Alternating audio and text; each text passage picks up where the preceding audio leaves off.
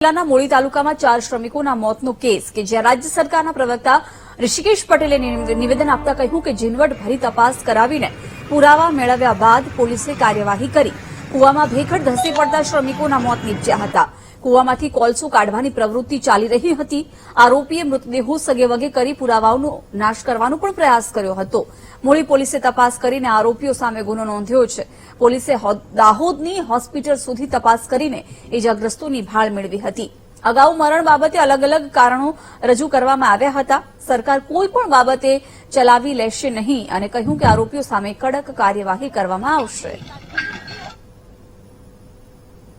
ના કામે મૂળી પીએસઆઈ દ્વારા ખંભાળિયા ગામે બનાવના અનુસંધાને દાહોદ હોસ્પિટલ ખાતે જઈ ફરિયાદી અનિલભાઈ ગુલાભાઈ ખરાડ જાતે અનુસૂચિત જનજાતિ ઉંમર વર્ષ 25 ધંધો મજૂરી વાળાની ફરિયાદ લેતા ફરિયાદીની હકીકત એવી મળી કે સાહેદો કૂવો ખોદતા હતા મજૂરીએ રાખીને કોઈ સુરક્ષા કે સલામતીના સાધન નહોતા અને બેદરકારી ભરી આ કૂવાની આખી કોલસો કાઢવાની પ્રક્રિયા થતી હતી।